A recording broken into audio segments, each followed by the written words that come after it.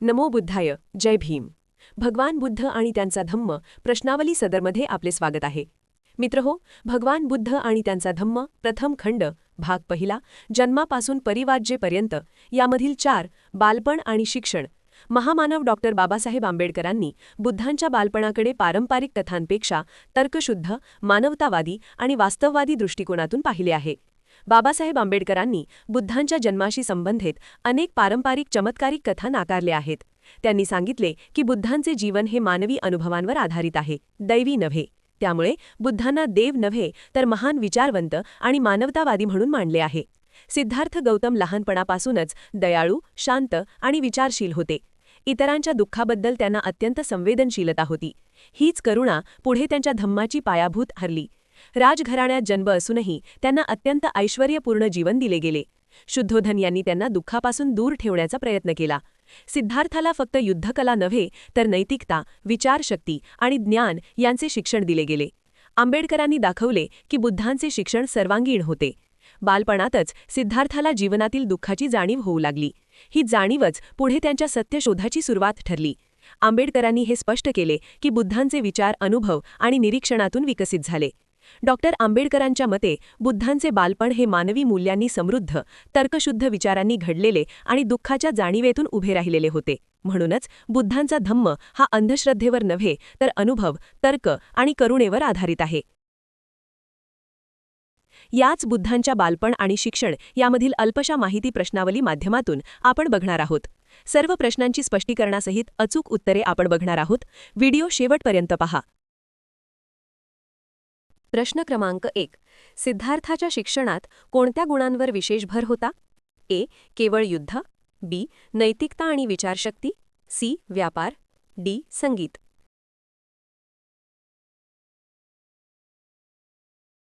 आणि याचे अचूक उत्तर आहे पर्याय क्रमांक बी. नैतिकता आणि विचारशक्ती. भगवान बुद्ध आणि त्यांचा धम्म या ग्रंथानुसार डॉक्टर बाबासाहेब आंबेडकर यांनी स्पष्ट केले आहे की सिद्धार्थ गौतम यांच्या शिक्षणात केवळ ज्ञान नव्हे तर व्यक्तिमत्व घडविणाऱ्या गुणांवर विशेष भर दिला गेला होता.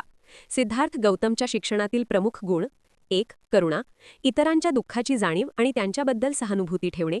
2. नैतिकता, सत्य, अहिंसा, प्रामाणिकपणा आणि योग्य आचरणावर भर. 3. विचारशक्ती, अंधश्रद्धेपेक्षा तर्क आणि विवेक वापरण्याची क्षमता विकसित करणे. 4. संयम, मनावर नियंत्रण ठेवणे आणि भावनांवर नियंत्रण ठेवणे. 5. ज्ञानलालसा, सत्य शोधण्याची आणि नवीन गोष्टी शिकण्याची जिज्ञासा. 6. शारीरिक कौशल्य, युद्धकला, धनुर्विद्या यांसारख्या कौशल्यांचा विकास. 7. निरीक्षण शक्ती, जीवनातील वास्तव समजून घेण्यासाठी सूक्ष्म निरीक्षण करण्याची क्षमता. सिद्धार्थाचे शिक्षण हे फक्त राजकुमार बनण्यासाठी नव्हते तर एक संवेदनशील, विचारशील आणि नैतिक व्यक्ती घडविण्यासाठी होते. याच गुणांमुळे पुढे ते महान तत्त्वज्ञ आणि बुद्ध बनले. प्रश्न क्रमांक 2. भगवान गौतम यांना कोणत्या प्रकारचे जीवन देण्यात आले होते? ए. कठोर, बी. साधे, सी. विलासी, डी. संन्यासी. आणि याचे अचूक उत्तर आहे पर्याय क्रमांक सी. विलासी. भगवान बुद्ध आणि त्यांचा धम्म या ग्रंथानुसार सिद्धार्थ गौतम यांना लहानपणापासूनच अत्यंत विलासी आणि ऐश्वर्यपूर्ण जीवन देण्यात आले होते. त्यांच्या वडिलांनी शुद्धोधन यांनी त्यांना दुःख, वेदना आणि जीवनातील कठोर वास्तवापासून दूर ठेवण्याचा प्रयत्न केला.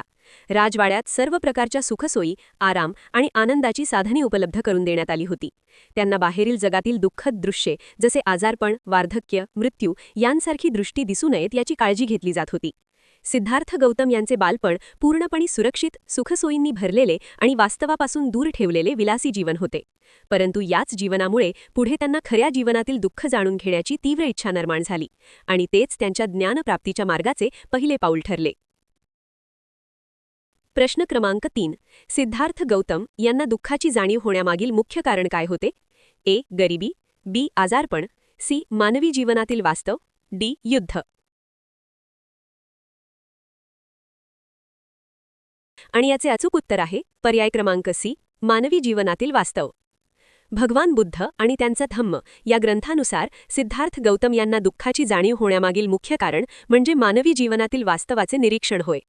जरी शुद्धोधन यांनी त्यांना विलासी जीवन देऊन दुःखापासून दूर ठेवण्याचा प्रयत्न केला तरीही सिद्धार्थ अत्यंत विचारशील आणि संवेदनशील होते. त्यांनी जीवनातील दुःख, वेदना, असमानता आणि अनिश्चितता यांचा विचार केला.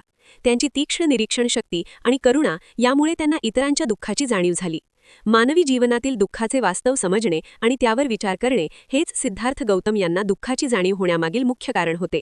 याच जाणीवेमुळे पुढे त्यांना सत्यशोध आणि ज्ञानप्राप्तीच्या मार्गावर नेले. प्रश्न क्रमांक 4. सिद्धार्थाच्या शिक्षणात कोणत्या शास्त्रांचा समावेश होता? ए. वेद आणि युद्धकला. बी. केवळ गणित. सी. केवळ विज्ञान. डी. केवळ धर्म. आणि याचे अचूक उत्तर आहे पर्याय क्रमांक ए. वेद आणि युद्धकला. भगवान बुद्ध आणि त्यांचा धम्म या ग्रंथानुसार सिद्धार्थ गौतम यांच्या शिक्षणात विविध प्रकारच्या शास्त्रांचा आणि कौशल्यांचा समावेश होता. शिक्षणातील प्रमुख शास्त्रे: 1. वेद व धार्मिक ग्रंथांचे ज्ञान, त्या काळातील परंपरेनुसार वेद आणि तत्वज्ञान यांचे अध्ययन. 2. युद्धकला, धनुर्विद्या, तलवारबाजी, घोडेस्वारी यांसारखी कौशल्ये. 3. राज्यकारभार, राजनीती, राजपुत्र म्हणून प्रशासन, न्यायव्यवस्था आणि शासन यांचे शिक्षण. 4. नैतिक व आचारशास्त्र, सत्य, अहिंसा, करुणा, शिस्त यांसारख्या मूल्यांवर भर. 5. तर्कशास्त्र व विचारशक्ती, विवेकबुद्धी विकसित करण्यासाठी तर्क आणि विश्लेषण यांचे प्रशिक्षण. सिद्धार्थाचे शिक्षण हे केवळ धार्मिक किंवा युद्धकलेपुरते मर्यादित नव्हते, तर ते सर्वांगीण, होलिस्टिक स्वरूपाचे होते, ज्यात बौद्धिक, नैतिक आणि शारीरिक विकासावर समान भर दिला गेला. प्रश्न क्रमांक 5. सिद्धार्थ गौतम यांच्या स्वभावाचे प्रमुख वैशिष्ट्य काय होते? ए. अहंकार. बी. राग. सी. करुणा. डी. लोभ. आणि याचे अचूक उत्तर आहे पर्याय क्रमांक सी. करुणा. भगवान बुद्ध आणि त्यांचा धम्म या ग्रंथानुसार सिद्धार्थ गौतम यांच्या स्वभावाचे प्रमुख वैशिष्ट्य करुणा हे होते. ते लहानपणापासूनच दयाळू आणि सहानुभूतीशील होते. इतरांच्या दुःखाने त्यांचे मन सहज व्यथित होत असे. त्यांच्यात शांतता, संयम आणि विचारशीलता देखील होती. ते हिंसा, अहंकार आणि लोभापासून दूर राहणारे होते. सिद्धार्थ गौतम यांच्या स्वभावाचा केंद्रबिंदू करुणा आणि मानवतेची भावना होती. याच गुणामुळे पुढे त्यांनी संपूर्ण मानवजातीसाठी दुःखमुक्तीचा मार्ग, धम्म दिला. प्रश्न क्रमांक 6. सिद्धार्थ गौतम लहानपणी कोणत्या गोष्टींबद्दल अधिक संवेदनशील होते? ए. संपत्ती. बी. दुःख आणि वेदना. सी. सत्ता. डी. युद्ध. आणि याचे अचूक उत्तर आहे पर्याय क्रमांक बी. दुःख आणि वेदना. भगवान बुद्ध आणि त्यांचा धम्म या ग्रंथानुसार सिद्धार्थ गौतम लहानपणीच दुःख, वेदना आणि इतरांच्या कष्टांबद्दल अत्यंत संवेदनशील होते. त्यांना इतरांच्या दुःखाची तीव्र जाणीव होत असे. कोणालाही त्रास होताना पाहून त्यांच्या मनात करुणा आणि सहानुभूती निर्माण होत असे. त्यांची वृत्ती शांत, विचारशील आणि मानवतावादी होती.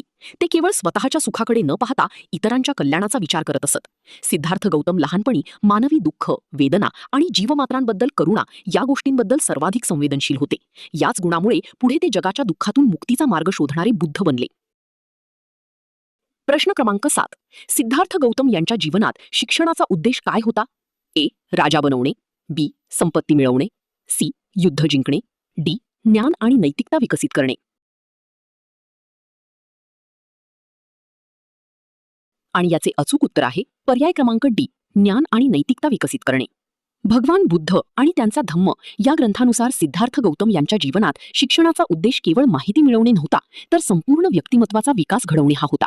शिक्षणाद्वारे त्यांच्यात ज्ञान आणि विवेकबुद्धी विकसित करणे, नैतिक मूल्ये जसे सत्य, अहिंसा, करुणा यांचा विकास करणे, जीवनातील दुःखाचे स्वरूप समजून घेणे आणि त्यावर उपाय शोधण्याची क्षमता निर्माण करणे, तर्कशक्ती आणि विचारशक्ती वाढवणे, अंधश्रद्धेपासून एक जबाबदार, संवेदनशील आणि न्यायप्रिय व्यक्ती घडवणे, सिद्धार्थ गौतम यांच्या जीवनात शिक्षणाचा मुख्य उद्देश होता. ज्ञान, नैतिकता आणि तर्क यांच्या आधारे एक आदर्श व्यक्तिमत्व घडवणे. याच शिक्षणामुळे पुढे ते जगाला मार्गदर्शन करणारे महान बुद्ध बनले. प्रश्न क्रमांक 8. सिद्धार्थाच्या जीवनातील प्रारंभिक शिक्षण कोणत्या ठिकाणी झाले? ए. गुरुकुल. बी. राजवाडा. सी. जंगल. डी. विहार.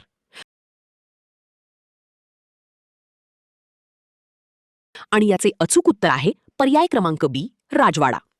भगवान बुद्ध आणि त्यांचा धम्म या ग्रंथानुसार सिद्धार्थ गौतम यांच्या जीवनातील प्रारंभिक शिक्षण राजवाड्यात म्हणजे कपिलवस्तूच्या राजमहालात झाले. ते शुद्धोधन यांचे पुत्र असल्यामुळे त्यांचे शिक्षण राजघराण्याच्या वातावरणात झाले. त्यांना विशेष शिक्षकांमार्फत वेद, युद्धकला, तर्कशास्त्र आणि नैतिक मूल्ये शिकवली जात होती. हे शिक्षण सुव्यवस्थित, सर्वांगीण आणि सुरक्षित वातावरणात दिले गेले. सिद्धार्थाचे प्रारंभिक शिक्षण गुरुकुलात नव्हे तर राजवाड्यातच विशेष व्यवस्थेत झाले, ज्यामुळे त्यांचा सर्वांगीण विकास झाला. प्रश्न क्रमांक 9. सिद्धार्थाच्या शिक्षणात शारीरिक प्रशिक्षण का महत्वाचे होते? ए. युद्धासाठी, बी. व्यापारासाठी, सी. संन्यासासाठी, डी. संगीतासाठी. आणि याचे अचूक उत्तर आहे पर्याय क्रमांक ए. युद्धासाठी. भगवान बुद्ध आणि त्यांचा धम्म या ग्रंथानुसार सिद्धार्थ गौतम यांच्या शिक्षणात शारीरिक प्रशिक्षणाला विशेष महत्त्व दिले गेले. कारण 1. राजपुत्र म्हणून तयारी. ते शुद्धोधन यांचे पुत्र असल्यामुळे भविष्यात राजा किंवा योद्धा बनण्यासाठी तयार करणे आवश्यक होते. 2. युद्ध कौशल्यांचा विकास. धनुर्विद्या, तलवारबाजी, घोडेस्वारी यांसारख्या युद्धकला शिकवणे गरजेचे होते. 3. शारीरिक तंदुरुस्ती. शरीर सुदृढ, सक्षम आणि सहनशील बनवणे. 4. आत्मविश्वास आणि शिस्त. शारीरिक प्रशिक्षणामुळे धैर्य, आत्मविश्वास आणि शिस्त वाढते. सिद्धार्थाच्या शिक्षणात शारीरिक प्रशिक्षण महत्वाचे होते, कारण ते राजकारभार, युद्ध कौशल्य आणि मजबूत व्यक्तिमत्व विकासासाठी आवश्यक होते. प्रश्न क्रमांक 10. सिद्धार्थ गौतम यांचे शिक्षण कोणत्या प्रकारचे होते? ए. एकांगी, बी. सर्वांगीण, सी. केवळ धार्मिक, डी. केवळ युद्धकला.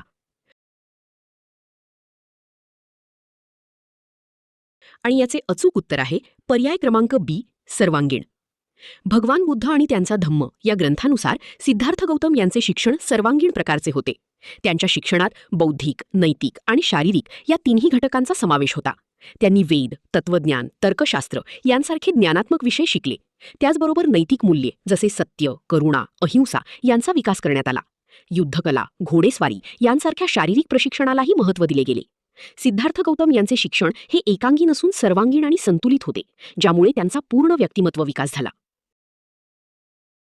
मित्रहो, भगवान बुद्ध आणि त्यांचा धम्म प्रथम खंड भाग पहिला यामधील 6 बुद्धांचे बालपण आणि शिक्षण यावर आधारित प्रश्नावलीमधील सविस्तर माहिती आपणास कशी वाटली अवश्य कमेंट्स करून सांगा.